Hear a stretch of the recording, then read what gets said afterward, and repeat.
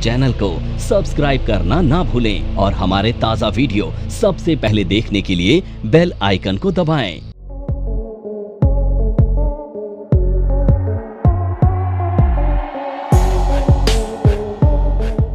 देखो अभी तक हमने क्या करा, सेक्शन 30 से लेके सेक्शन 36 तक 37 तक सारे खर्चे देखे, कितने खर्चे हैं कि पीजीबीपी में कौन से लेजिटिमेट एक्सपेंसेस देने हम क्लेम कर सकते हैं। अब सेक्शन 30 से लेके 37 तक तो खर्चे देखे हमने सारे, जितने एक्सपेंसेस हम पीजीबीपी में क्लेम कर सकते हैं कौन सी इनकम के अगेंस्ट। वो जो खर्चे थे किस इनकम के अगेंस्ट क्लेम कर सकते हैं, the income referred in section 20। जो हमने सेक्शन 30 से 37 तक एक्सपेंसेस पढ़े हैं, rent, rate, depreciation, allowances, financial expenses, interest, bonus, commission, वो सारे खर्चे, all those expenses can be claimed against the income earn under section 28। हाँ 28 सेक्शन के अंदर हमने शुरू में भी पढ़ा, सेक्शन 29 में भी ये पढ़ा, the income derived under section 28 expenses can be charged from 30 to 37 against the income earned under section 28 कि 28 में जितनी भी इनकम थी उनमें से कोई भी इनकम कमाई हो, सभी से इनकम आई हो, उन सोर्सेज के अगेंस्ट हम खर्चे कौन से एडजस्ट करते हैं जो सेक्शन 30 से लेकर 37 तक दिए गए हैं। तो जो पीजीबीपी की इनकम है वहाँ लिखा हुआ अभी सबसे ऊपर पीजीबीपी लिखा हुआ है, पीजीबीपी का चार्जिंग सेक्शन ही 28 था, वहीं तो लिखा था किस किस तरह की इनकम थी। जैसे एचपी का चार्जिंग सेक्शन कौन सा था, हाउस प्रॉपर्टी का चार्जिंग सेक्शन कौन सा था, चार्जिंग सेक्शन हाउस प्रॉपर्टी का, हाउस प्रॉपर्टी का सेक्शन कौन सा था, चार्जिंग सेक्शन 22।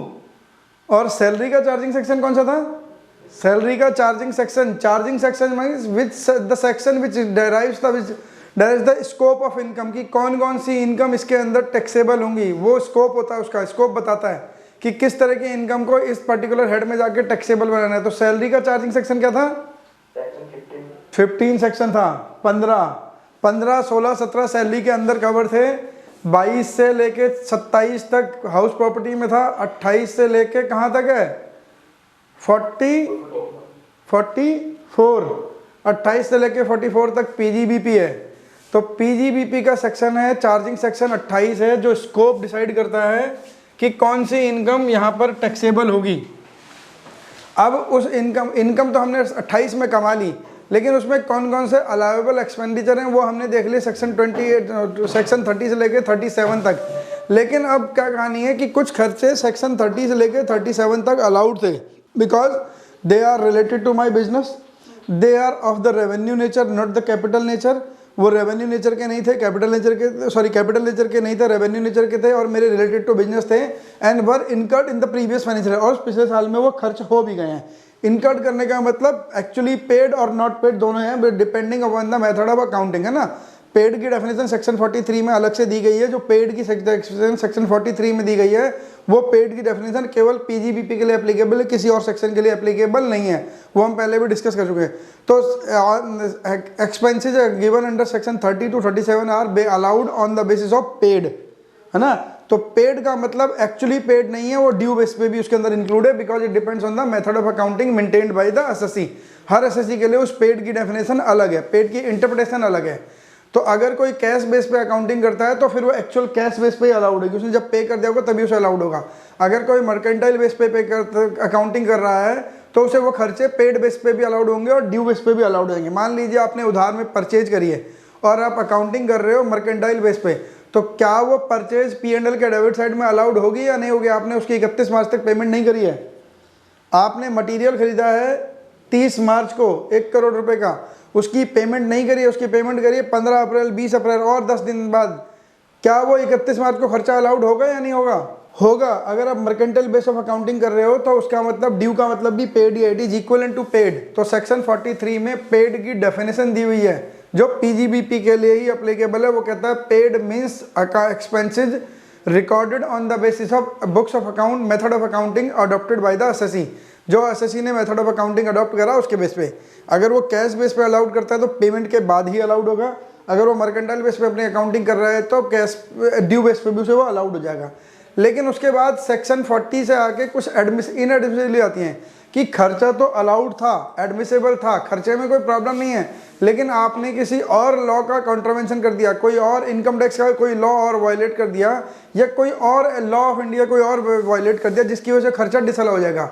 आपको जैसे हमने सेक्शन 37 में एक डिसअलाउंस पढ़ी थी कि कॉन्ट्रावेंशन ऑफ लॉ, किसी लॉ की कॉन्ट्रावेंशन की वजह से अगर आपको पेनल्टी या ब्रीच की वजह से इंटरेस्ट पे करना पड़ता है, वो खर्चा अलाउड नहीं है, वो उसने वहाँ सेक्शन 37 में ही लिख दिया है ना।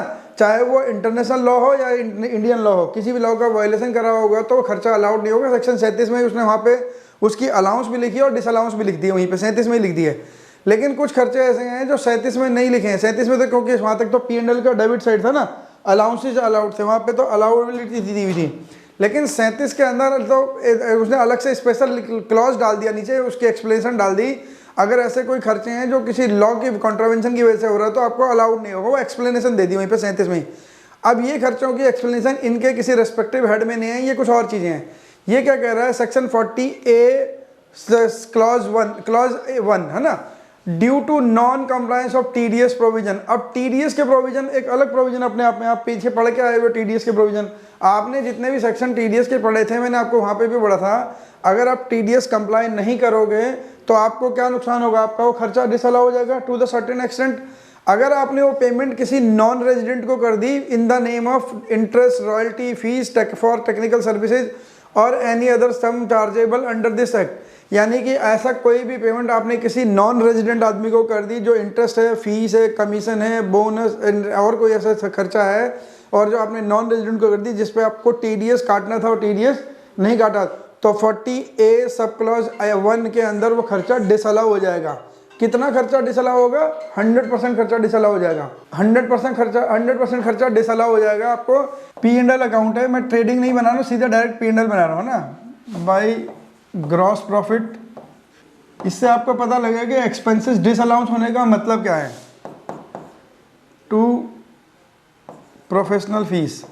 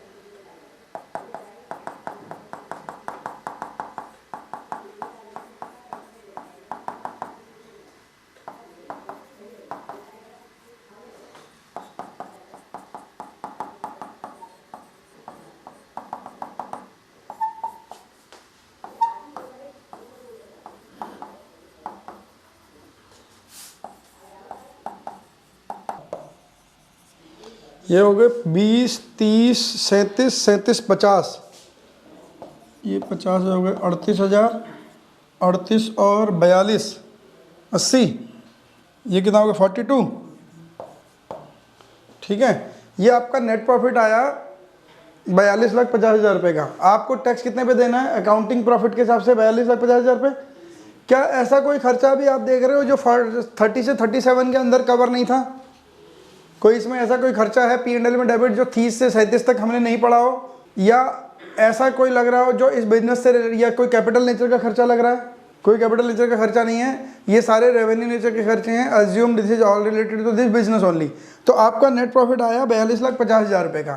तो 42,50,000 रुपये का जो प्रॉफिट आया है, ये प्रॉफिट आपके हिसाब से टैक्सेबल प्रॉफिट है, बिल्कुल ठीक कह रहे हो आप। लेकिन इनकम टैक्स इसे टैक्सेबल प्रॉफिट मानने को तैयार नहीं है। वो क्या कहता है आपसे, कहता है पहले इसमें से देखो कि कोई ऐसा तो नहीं, किसी और एक्ट की वायलेशन तो नहीं कर दी आपने, TDS के प्रोविजन का वायलेशन तो नहीं कर दिया।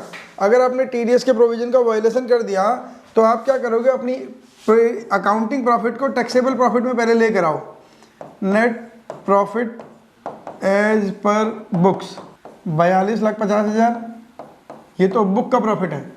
अगर सब कुछ ठीक है तो ठीक है, कोई प्रॉब्लम नहीं, इसी पे टैक्स देना है। लेकिन सब कुछ ठीक नहीं है तो वो उसको चेक कराना है उसने। यहाँ पे करेगा ऐड डिसअलाउंस अंडर सेक्शन 37 वाली कोई हो, 37 मतलब कोई कॉन्ट्रावेंशन ऑफ लॉ की वजह से आया तो वो तो नहीं है। सेक्शन 40A वाली 40A सब क्लॉज 1 क्या कहता है? ड्यू टू नॉन पेमेंट और non deduction of TDS and payment made to foreigner, किसी नॉन रेजिडेंट को पेमेंट कर दी, नॉन रेजिडेंट को पेमेंट कर दी, कौन कौन सी? Professional fees, technical fees for technical services, bonus, royalty, ये। अब ये मान के चल रहे हैं कि ये जो प्रोफेशनल फीस है इसका मैं ब्रेकअप दूं अगर आपको, इसका ब्रेकअप कुछ ऐसे है, 8 लाख रुपए तो रेजिडेंट को है और 7 लाख रुपए नॉन रेजिडेंट को है। रेजिडेंट और नॉन रेजिडेंट हमने पढ़े थे ना, सेक्शन 6 पढ़ा था ना, रेजिडेंशियल स्टेटस, वही वाली बात हो रही है। तो 7 लाख रुपए नॉन रेजिडेंट को, ऐसे रॉयल्टी में 4 लाख रुपए रेजिडेंट को है, 1 लाख रुपया नॉन रेजिडेंट को है। सैलरी सारी की सारी रेजिडेंट को है तो कोई ज़रूरत नहीं है।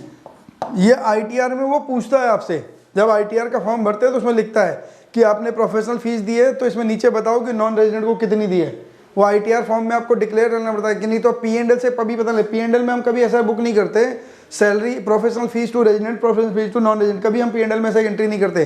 P&L में तो प्रोफेशनल फीस ही आती है, लेकिन आपकी बुक्स ऑफ अकाउंट में तो आप पता होता है ना आपने किसको दिया है, तो वो डिटेल आपसे वो ITR में मांग लेता है, जो P&L में डिटेल नहीं है। तो ITR में आपसे डिटेल मांग लेगा कि प्रोफेशनल फीस दी आपने 15 लाख रुपए, ये बताओ रेजिडेंट को कितनी है, नॉन रेजिडेंट को कितनी है।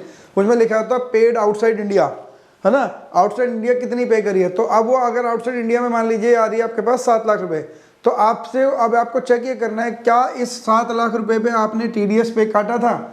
अगर TDS काटा था तो ठीक है, कोई प्रॉब्लम नहीं। अगर TDS नहीं काटा तो क्या होगा, पूरा का पूरा 7 लाख डिसअलाउ हो जाएगा, या उतना अमाउंट डिसअलाउ हो जाएगा जितना आप जिस पे आपने TDS नहीं काटा। Professional fees TDS not deducted, तो 40A सब क्लॉज 1 लग जाएगा ना, TDS नॉट डिडक्टेड। यानी कि जो 7 लाख रुपए की ये प्रोफेशनल फीस पे करी है नॉन रेजिडेंट को, अज्यूम करते हैं कि इसमें से 3 लाख रुपए पे आपने TDS नहीं काटा था। प्रोफेशनल फीस को 7 लाख रुपए की थी, लेकिन 3 लाख ऐसा अमाउंट था, इस पर TDS नहीं काटा, पूरा 7 लाख डिसअलाउ नहीं होगा। जितने अमाउंट पे TDS नहीं काटा उस पर नहीं, वो डिसअलाउ हो जाएगा। अगर आपने 3 लाख रुपए नहीं काटा TDS तो 3 का 3 लाख रुपए यहाँ एड बैक हो जाएगा। 100% डिसअलाउ, इनसे ध्यान रखना, 100% पूरा का पूरा खर्चा डिसअलाउ होगा अगर आपने TDS नहीं काटा। तो 40A सब क्लॉज 1 के अंदर, ठीक है, 40 क्लॉज A सब क्लॉज 1, इसके अंदर 2 क्लॉज हैं। अभी 40 sub clause A sub clause 1 पढ़ रहे हैं, फिर 40 sub clause A sub clause 2 पढ़ेंगे। तो सब क्लॉज 1 क्या कह रहा है, वो ये कह रहा है कि अगर आपने किसी नॉन रेजिडेंट को कोई पेमेंट करी है जिसके ऊपर TDS काटना था और TDS नहीं काटा तो 100% खर्चा डिसअलाउड। अब रॉयल्टी पे करिए, ये जो रॉयल्टी पे करी है इसमें से 1 लाख रुपए नॉन रेजिडेंट को, अगर मान लो पूरे 1 लाख पे TDS नहीं काटा तो पूरा 1 लाख रुपए यहाँ पे डिसअलाउड। इस डिसअलाउंस से आपके प्रॉफिट में कोई फर्क पड़ेगा क्या? हाँ जी, इस डिसअलाउंस से आपके प्रॉफिट में कोई फर्क पड़ेगा? आपका टैक्सेबल इनकम बढ़ जाएगी, टैक्सेबल प्रॉफिट बढ़ जाएगा। तो अब नुकसान हो रहा है ना मेरा, जब प्रॉफिट बढ़ेगा तो मेरा नुकसान हो रहा है, जबकि मैंने 7 लाख रुपए नॉन रेजिडेंट को भी दे दिए। गलती क्या हो गई मेरे से, मैंने उसका TDS नहीं काटा, है ना, तो यहाँ नुकसान हो गया। इस 1 लाख की जो रॉयल्टी है पूरी की पूरी बाहर पे कर दी है, 1 लाख का खर्चा पूरा कर दिया और वो पेमेंट नहीं कटी। और अब ये प्रॉब्लम पता है क्या, this will never be accepted, ये कभी भी आपको अलाउड भी नहीं होगा, आने वाले साल में भी अलाउड नहीं होगा ये, है ना, क्योंकि नॉन रेजिडेंट अपनी ITR कहीं और भरता है, इंडिया में नहीं भरता है वो, तो ये मिलेगा भी नहीं। 40A हो गया। अब चलते हैं दूसरे सेक्शन पे। तो डिसअलाउंस का मतलब है आप अपने टैक्सेबल इनकम को बढ़ाते चले जाओगे, जितनी चीज़ें डिसअलाउ हो जाएंगी उतना आपको टैक्स ज़्यादा पे करना पड़ेगा, और अपने खर्चे बुक क्यों करें कि टैक्स कम से कम आए। दूसरा डिसअलाउंस क्या है, एडबैक, सेम इसी के जैसा है, इसी का ही सबसेक्शन एक और है, लेकिन यहाँ पर आप पेमेंट कर रहे हो किसी रेजिडेंट को under section 40 sub clause A sub clause 2। ये कह रहा है any fees for technical services, professional fees for technical services, royalty और any such payment made to resident, किसी इंडियन आदमी को पेमेंट की। 1 में जो सब क्लॉज A1 है उसके अंदर नॉन रेजिडेंट है, यहाँ पे रेजिडेंट है। तो अगर नॉन रेजिडेंट को पे करी है, सॉरी रेजिडेंट को अगर आपने पे करी तो क्लॉज लगेगा 40A2, है ना, 40 sub clause A sub clause 2। यहाँ पे डिसअलाउंस कितनी है, 30% की, यहाँ पे 30% की डिसअलाउंस है। तो मान लीजिए आपने जो 8 लाख रुपए के रेजिडेंट को पेमेंट करी है प्रोफेशनल फीस के लिए, इसमें से 3 लाख रुपए पे खर्चा नहीं काटा, professional fees TDS not deducted. अब इसमें सेक्शन 30 से लेकर 37 तक कोई प्रॉब्लम नहीं है। प्रॉब्लम क्या करी आपने, TDS के प्रोविजन को नहीं माना, भूल गए आप, TDS नॉट डिडक्टेड। कितने पे, 3 लाख रुपए पे। तो डिसअलाउंस कितनी होगी यहाँ पे, एडबैक कितना होगा अमाउंट, 3 लाख, 3 लाख का 30% डिसअलाउड होगा, 90,000 वाला डिसअलाउड होगा, है ना। अगर नॉन रेजिडेंट था तो 100%, अगर रेजिडेंट है तो 30%। रॉयल्टी, रॉयल्टी आपने पे करी है 4 लाख रुपए की रेजिडेंट को, और पूरे 4 लाख पे TDS नहीं काटा किसी पे भी, तो 4 लाख पे पूरे पे नहीं काटा तो पूरा डिसअलाउड। उसमें तो पार्ट पे नहीं था ना। देखो इसमें क्या था, यहाँ पे 1 लाख रुपए था, ठीक है, 8 लाख में से हमने रेजिडेंट को पेमेंट करी थी 8 लाख, 8 लाख में से कुछ डिसअलाउंस हुआ था प्रोफेशनल फीस 30 लाख रुपए की। लेकिन रॉयल्टी के केस में क्या है, 4 लाख रुपए की रॉयल्टी आपने रेजिडेंट को दी है और 4 के 4 लाख पे TDS नहीं काटा, तो पूरा डिसअलाउड हो जाएगा। 4 का 4 लाख, हाँ जी, 4 का 4 लाख डिसअलाउड होगा, नहीं होगा, पूरे पे TDS नहीं काटा आपने। ऊपर लिखा है मैंने 30%। अब 40 क्लॉज ए सब क्लॉज 2 के अंदर जितने भी हैं सब 30% हैं, तो रेजिडेंट को पेमेंट करने पे 30% डिसअलाउंस होता है। तो यहाँ पे 1,20,000 डिसअलाउड होगा, पूरा नहीं होगा। रेजिडेंट और नॉन रेजिडेंट में बस यही फर्क है, पेमेंट तो उसी को हो रही है लेकिन डिसअलाउंस 30% है। आप इस डिसअलाउंस से एक वजह से बच सकते हो, इस डिसअलाउंस से एक वजह से बच सकते हो कि आप अगर जिस पार्टी को आपने पेमेंट करी है रॉयल्टी और प्रोफेशनल फीस की, उस अपने वेंडर से, उसके ऑडिटर से एक CA सर्टिफिकेट लेकर आ जाओ कि हमने ये वाली इनकम को अपनी इनकम में ITR में डिस्क्लोज करा है और इसके ऊपर टैक्स पे कर दिया है। अगर वो आपको ITR की कॉपी दे दे और CA उसका CA सर्टिफाइड कर दे कि उसने ये पेमेंट जो है, इस पेमेंट को अपनी, इस इनकम को अपनी ITR में डिस्क्लोज करा है और उस पर टैक्स भी पे कर दिया है, अगर जो बनता होगा तो, है ना, तो उसके ऊपर टैक्स भी पे कर दिया है। लेकिन उस सामने वाली पार्टी के जिसको पैसे दिए उसका CA सर्टिफिकेट बना के देगा, जो बना के नहीं देते हैं प्रैक्टिकली, है ना, जो बना के नहीं देते हैं। तो आप ऐसे काम क्यों करने कि आप दूसरे के हाथ पर जोड़ने पड़े, जब इसलिए इनकम टैक्स का पढ़ने से पहले हम क्या पढ़ के आए हैं, TDS पढ़ कर आए हैं ना। पहले इनकम टैक्स पढ़ने से पहले TDS के प्रोविजन पढ़ के हमें वहाँ देख के आए कहाँ कहाँ TDS काटना है। तो जहाँ जहाँ TDS काटना है वहाँ सब जगह काटना, नहीं तो ये वाले सेक्शन आपके ऊपर एप्लीकेबल रहेंगे और आपके पास बेकार में टैक्स देना पड़ेगा। आपने 3 लाख रुपए ये भी दिए, 4 लाख रुपए ये भी दिए और 2,10,000 का डिसअलाउंस हो गया टोटल 7 लाख में से, है ना, 90,000 ये भी 1,20,000 है, 2,10,000 रुपये का डिसअलाउंस भी हो गया, तो ये प्रॉब्लम हो जाएगी आपको। इसलिए TDS के प्रोविजन को हमेशा ध्यान रखना है, बहुत स्ट्रिंजेंट चीज़ें हैं। आप अगर देखो इसके बाद भी आपके साथ पता है क्या प्रॉब्लम होगी, मान लीजिए आप सामने वाली पार्टी से अच्छे रिलेशन है और उसने अपनी ITR में एक्चुअली वो इनकम डिस्क्लोज भी करी है, ITR उसने अपनी इनकम में ITR में वो इनकम डिस्क्लोज करी है सामने वाली पार्टी ने और उसके CA ने सर्टिफिकेट दे दिया, तो इनकम टैक्स में खर्चा तो डिसअलाउ हो जाएगा, लेकिन नॉन डिडक्शन ऑफ TDS की पेनल्टी लग जाएगी आपको।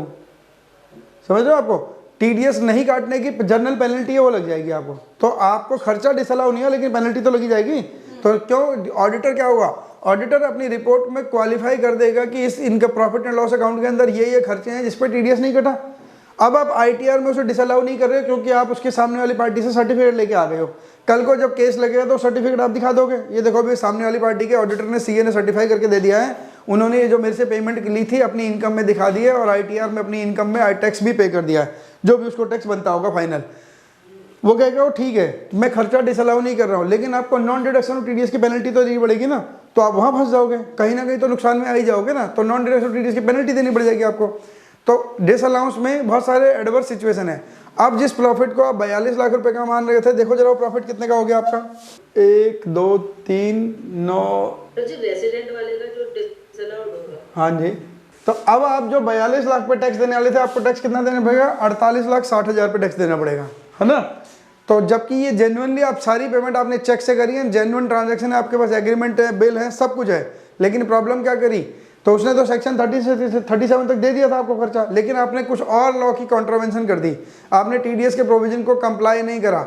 TDS के प्रोविजन भी तो सरकार लेके आई है ना, वो इसीलिए तो लेके आई है कि ऐसे लोग जो अपनी इनकम छुपा लें वो पकड़े जाए ताकि, और आपने उस लॉ को माना ही नहीं, तो वो खर्चा डिसअलाउड हो जाएगा। Section 40A sub clause A1 और section 40 clause A sub clause 2, दो सेक्शन है, वहाँ पे जाके डिसअलाउड हो जाएगा। तो ये तो डिसअलाउंस है। अब आपका टैक्स 4860 पे काउंट होगा, ना कि 4250 पे, 4250 पे नहीं होगा, 4860 पे प्रॉफिट कैलकुलेट होगा। लेकिन ये जो पेमेंट है ना, जब आप मान लीजिए आप जब बुक्स ऑफ अकाउंट बना रहे थे तो उस दिन तो आपने पेमेंट नहीं करी, लेकिन आपने आईटीआर भरने की डेट से पहले पहले आपने पेमेंट कर दी तो भी अलाउड हो जाएगा, तो एड बैक नहीं होगा। आईटीआर भरने की डेट से पहले भी अगर आप इसमें टीडीएस काट के जमा करा दोगे तो भी आपको डिसअलाउड नहीं होगा, है ना आईटीआर। या अगर आपने आईटीआर भरने की डेट के बाद टीडीएस काट के जमा कराया तो फिर अगले साल में ये खर्चे अलाउड हो जाएंगे 2,10,000 रुपये के। ये खर्चे अगले साल में अलाउ होंगे, अब इस साल में अलाउ नहीं होंगे। इस साल तो डिसअलाउड हो गया, एड बैक हो गया आपकी। अगले साल अगर आपने रिटर्न भरने के बाद आपने टैक्स जमा करा, मान लीजिए रिटर्न के टाइम पे आपके फंड्स की प्रॉब्लम थी, फंड्स नहीं थे तो जमा नहीं करा पाए, तो ठीक है बाद में जमा करा तो अगले साल क्लेम ले लेना, अगले साल मिल जाएगा। तो सेक्शन 40 का ये दोनों चीज़ क्लियर हो गई। अब section 40 clause A sub clause 3 due to non compliance और टीडीएस प्रोविजन और ITR filing due date on payment of salary, ये भी सेम वही चीज़ है जो 40A कह रहा था, ये 40A3 भी वही कह रहा है। उसमें सैलरी नाम नहीं लिखा था, यहाँ पे सैलरी डाल दिया है ना। वहाँ पे क्या थी, fees for technical services royalty, है ना, professional fees for technical services royalty, वो वाली चीज़ें थी। यहाँ पे सैलरी बोनस और वो चीज़ें आ गई हैं, एम्प्लॉयर वाली चीज़ें। अगर आपने किसी एम्प्लॉय की टीडीएस का किसी को सैलरी दी है, उसका टीडीएस नहीं काटा, तो सेम प्रोविजन है। नॉन रेजिडेंट केस में 100% डिसअलाउड होगा और रेजिडेंट के केस में 30% डिसअलाउड होगा, है ना। तो ये सेम प्रोविजन है। अगर आपने उसकी सैलरी पे टीडीएस नहीं काटा किसी की और सैलरी पे करी आउटसाइड इंडिया तो 100% खर्चा डिसअलाउड हो जाएगा, ठीक है। अब सेक्शन 40A सब क्लॉज 4 क्या कह रहा है, payment of taxes to non monetary perquisite. अब क्या कहानी है, नॉन मॉनेटरी परक्यूजिट क्या होते हैं, कंपनी क्या करती है, कई बार कंपनी कहती है हम आपको टैक्स फ्री सैलरी देंगे, है ना। टैक्स फ्री सैलरी का मतलब हम आपको सैलरी देंगे, उसके अलावा कुछ नॉन मॉनेटरी परक्यूजिट दे देंगे। नॉन मॉनेटरी परक्यूजिट का मतलब है कि उसके घर के घर के नौकर की सैलरी दे दी, स्वीपर की सैलरी दे दी, उसके कोई पर्सनल एक्स में बच्चों की स्कूल की फीस पे कर दी, वो सारी चीज़ परक्यूजिट है। हम सेक्शन वहाँ पे पढ़ के आए हैं, सैलरी के सेक्शनों में परक्यूजिट पढ़ के आए थे ना। सेक्शन 17 में परक्यूजिट था, याद है, सेक्शन 17 में परक्यूजिट्स थे। तो परक्यूजिट वहाँ पढ़ के आए थे, any benefit over and above the salary provided by the employer to the employee is perquisite. तो परक्यूजिट अगर वो देता है और एम्प्लॉयर क्या कर रहा है, कंपनी कह रही है, मान लीजिए किसी एम्प्लॉय की सैलरी 10 लाख रुपए थी, उसके अलावा उसे परक्यूजिट दे दिया, उसके बच्चों की स्कूल की फीस दे दी, उसके आने जाने के बच्चों के आने जाने के ट्रांसपोर्टेशन के पैसे दे दिए, घर के हाउस हेल्प की सैलरी दे दी, गार्डनर दे दिया, सिक्योरिटी गार्ड दे दिया, ये सारे पैसे दे दिए, कार दे दी। अब उनकी वजह से उसकी सैलरी टैक्सेबल सैलरी मान लीजिए 10 लाख की सैलरी है, परक्यूजिट की वैल्यू लगा के 2 लाख और हो गई, तो अब उसकी सैलरी टैक्सेबल कितनी हो जाएगी, 12 लाख। तो अब वो कह रहा है ये 10 लाख रुपए तुम दे रहे थे, मेरे को टैक्स लग रहा है 12 लाख पे। तो कंपनी ने बोला ठीक है, नॉन मॉनेटरी परक्यूजिट जो है ना, हम उसका टैक्स भी हम दे देते हैं। यानी कि 10 से 12 होने की वजह से उसका स्लैब क्या हो गया, 20% की जगह 30% पे चला गया। तो 2 लाख रुपए पे उसको 60,000 रुपये का टैक्स लगेगा, एक्स्ट्रा 30% पे चला गया। तो कंपनी ने बोला ठीक है, 60,000 रुपये का टैक्स भी हम कर देंगे। तो अगर कंपनी ने, एम्प्लॉयर ने अपने एम्प्लॉय की सैलरी के साथ नॉन मॉनेटरी परक्यूजिट दिए हैं और उसका टैक्स भी पे कर दिया, तो नॉन मैंडेटरी परक्यूजिट टैक्स पे कर दिया, अल्टीमेटली तो किसी एम्प्लॉयर के बेनिफिट के लिए, एम्प्लॉय के बेनिफिट के लिए पे करा है, तो वो खर्चा कंपनी को अलाउ नहीं होगा, है ना। नॉन मॉनेटरी बेनिफिट का, नॉन मॉनेटरी परक्यूजिट के अगेंस्ट जो टीडीएस टैक्स की लाइबिलिटी कंपनी ने, एम्प्लॉयर ने पे करी है, तो उसको बिजनेस में खर्चा अलाउड नहीं होगा। Rather the same would be exempt under section 1010C in the hands of the employee. लेकिन एम्प्लॉय के हाथ में वो जो टैक्स है वो एग्जम्प्ट है ना। 1010 सब डबल सी के अंदर वो एम्प्लॉय के हाथ में टैक्सेबल नहीं है। मतलब नहीं तो ये साइकिल ही घूमता रहेगा ना हमेशा। वो परक्यूट 2,60,000 था, 2 लाख था, 60,000 का टैक्स दिया, परक्यूट कितने को, 2,60,000, अब 2,60,000 पे टैक्स देगी कंपनी, हो तो ऐसी साइकिल घूमता रहेगा। तो जो टैक्स पे करा है 60,000 रुपये का एडिशनल, वो तो एम्प्लॉय के हाथ में तो एग्जम्प्ट हो जाएगा, लेकिन एम्प्लॉयर को टैक्स के उसका खर्चा अलाउड नहीं होगा, उसके लिए डिसअलाउंस है। आप टैक्स पे कर दो, कंपनी मना नहीं, इनकम टैक्स मना नहीं कर रहा, लेकिन पीजीबीपी में वो खर्चा अलाउ नहीं होगा। नहीं तो क्या करेगा एम्प्लॉयर करेगा, 10 लाख रुपए की सैलरी, 2 लाख रुपए के परक्यूजिट तो उसके हाथ में नॉन मॉनेटरी है, वैसे टैक्सेबल है, ठीक है, और 60,000 रुपये का tax paid on employee salary, तो जो tax paid on employee salary दिखेगा वो डिसअलाउड हो जाएगा, है ना। तो अगर एम्प्लॉयर ने एम्प्लॉय के नॉन मॉनेटरी परक्यूजिट के ऊपर कोई टैक्स पे कराया है तो वो एम्प्लॉयर को, कंपनी को वो खर्चा अलाउड नहीं होगा, है ना। 40 क्लॉज ए सब क्लॉज 4 कह रहा है खर्चा डिसअलाउड है।